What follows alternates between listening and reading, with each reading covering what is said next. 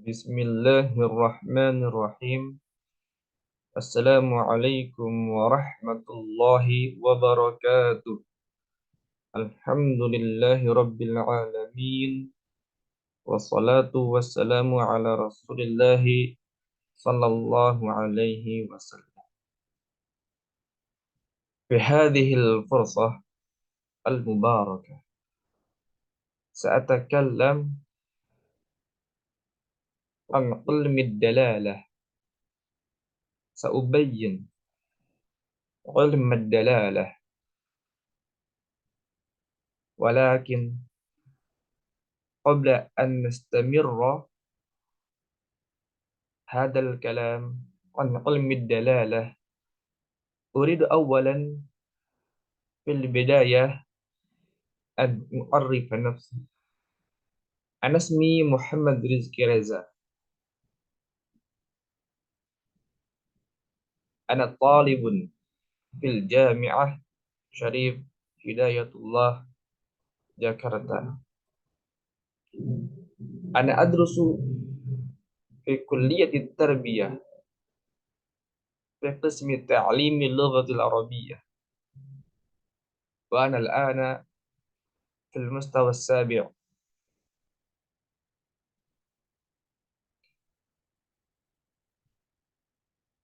وأنا الآن سأتكلم عن علم الدلالة.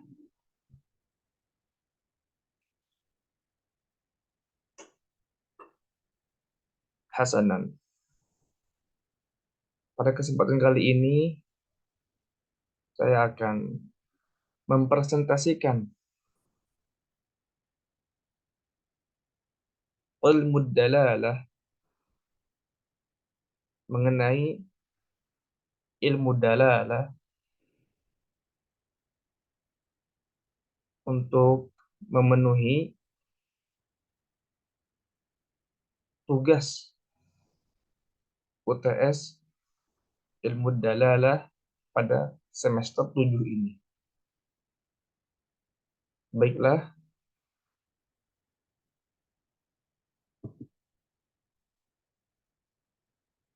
yang pertama saya akan menjelaskan, menguraikan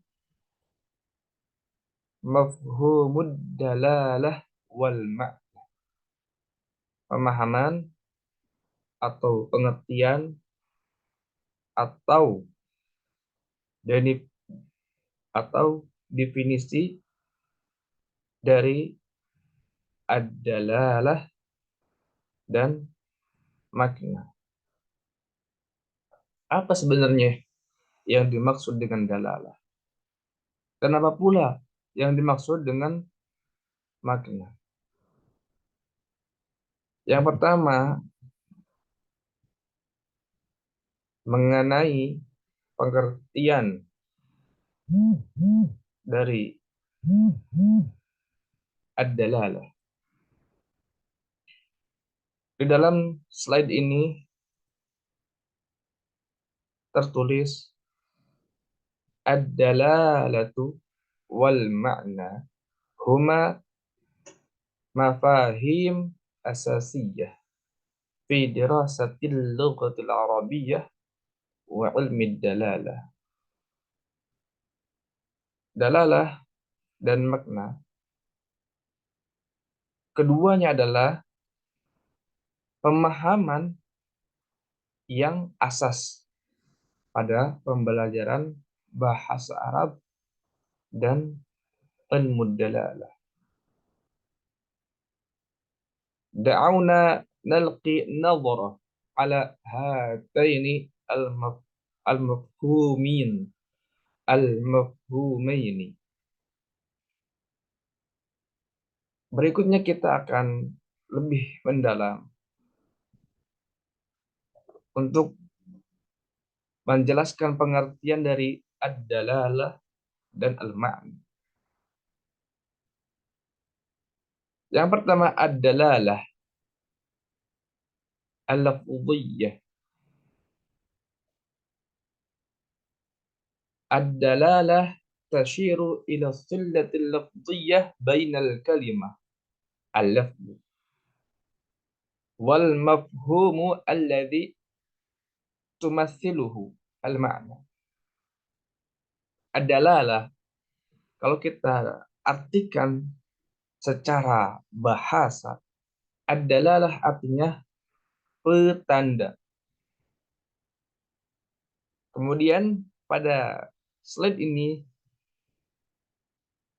dijelaskan ad-dalalah tashiru ila sillatil lafziyyah bainal kalimah wal mafhum alladhi tumathiluhu al-ma'na. Jadi dalalah ini adalah berkaitan dengan al-lafziyyah bainal kalimah, yaitu berkaitan dengan lafaz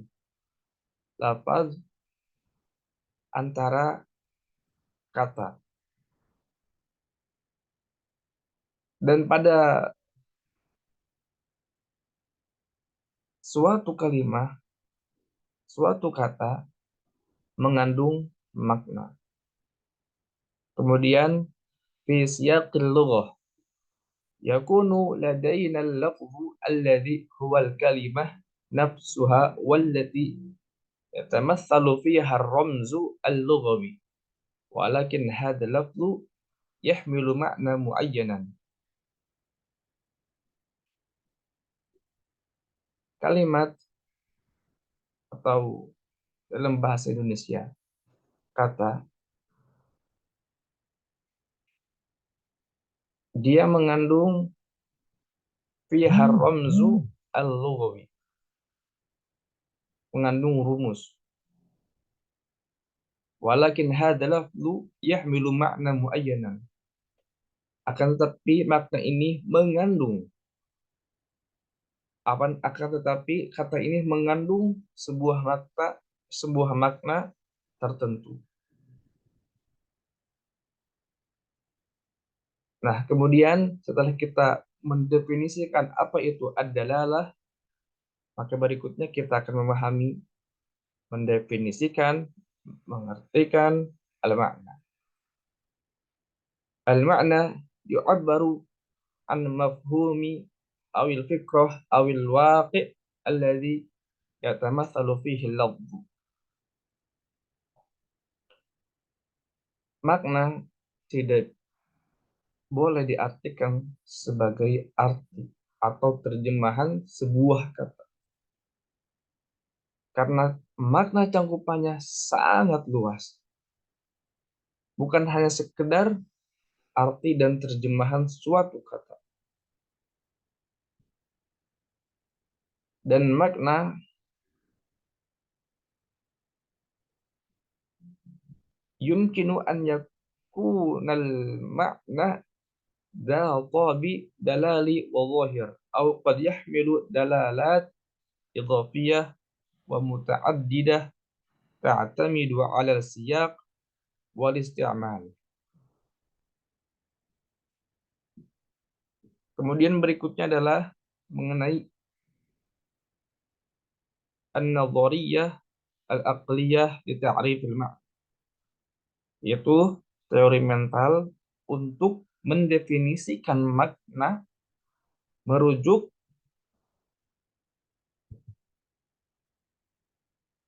pada ide bahwa makna tidak terbatas pada hubungan antara kata, lafaz, dan maknanya dalam bahasa. Sebaliknya, teori ini berpendapat bahwa makna timbul di dalam pikiran manusia dan pemahaman makna melibatkan interaksi aktif dari individu yang menggunakan bahasa. Dalam konteks teori mental, lafaz atau kata dianggap sebagai tanda atau simbol untuk konsep internal. Individu berinteraksi dengan bahasa dan memahami makna melalui proses mental yang melibatkan dekonstruksi simbol-simbol linguistik dan mengaitkannya dengan konsep internal. Beberapa poin kunci dalam teori mental untuk mendefinisikan makna melibatkan yang pertama, interaksi mental.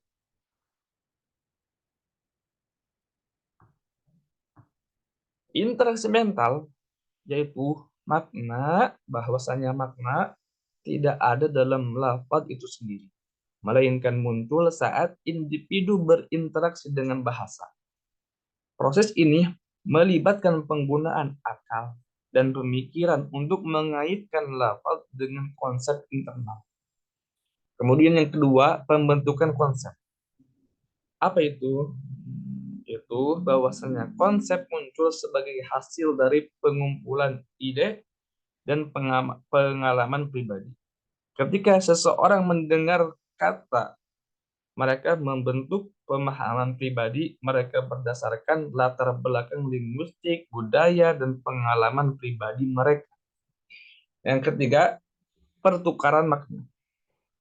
Bahwasanya makna dapat bervariasi dari individu ke individu berdasarkan pengalaman dan latar belakang masing-masing.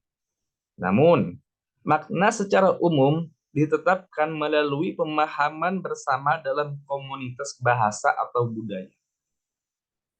Kemudian yang keempat, penggunaan bahasa. Bahwasanya makna muncul dalam konteks penggunaan. Saat lafaz digunakan dalam kalimat atau konteks tertentu, maknanya ditentukan oleh konteks dan hubungan dengan kata-kata lain. Jadi, teori mental ini menekankan peran pikiran dalam membentuk dan memahami makna, mencerminkan gagasan bahwa bahasa bukan hanya sekumpulan simbol kosong, melainkan merupakan cara menukar makna dan berinteraksi secara mental atau individu. Kemudian, an-nadhariyah as-sulukiyah li ta'rifil makna.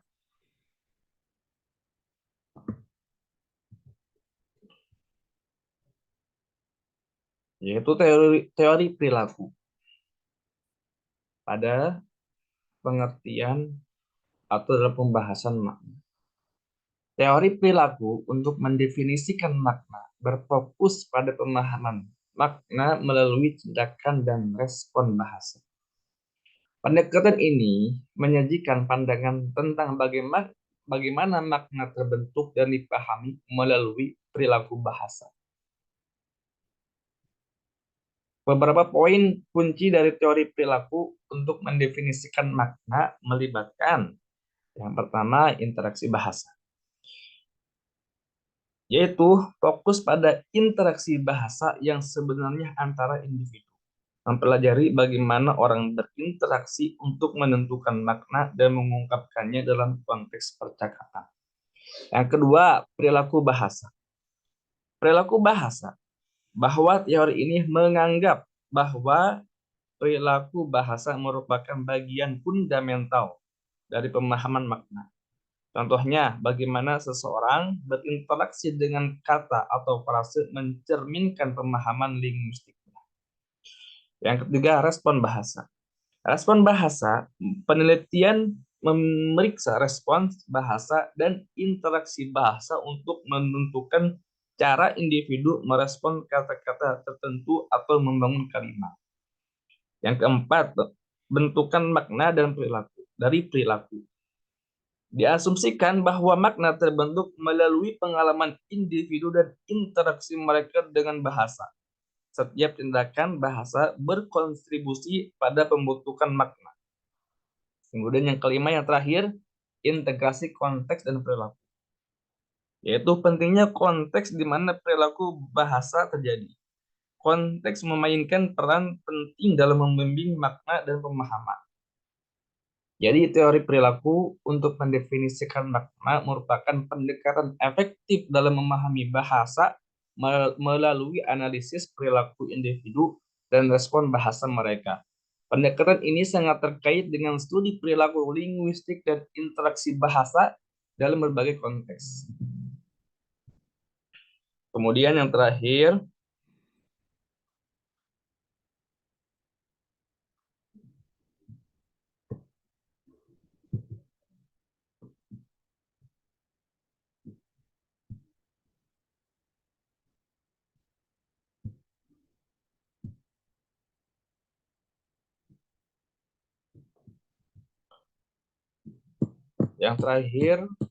mengenai dalalatul kalimah.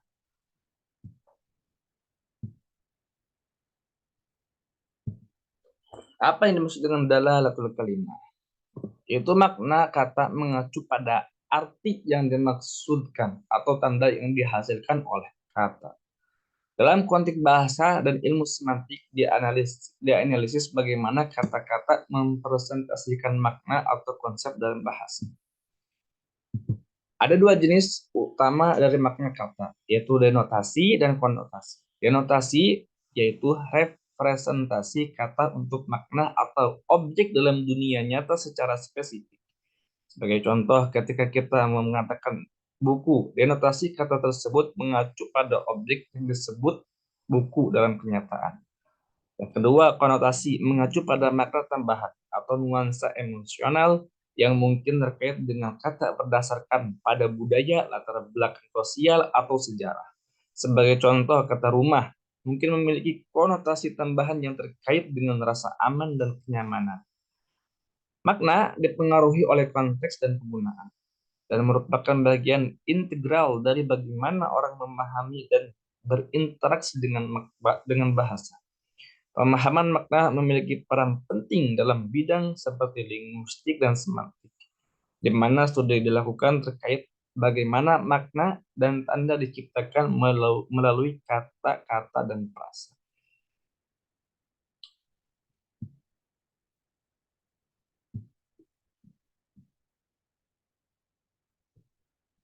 Baik, uh, Alhamdulillahirrabbilalamin, kita telah menjelaskan, menguraikan ilmu dalalah yang berkaitan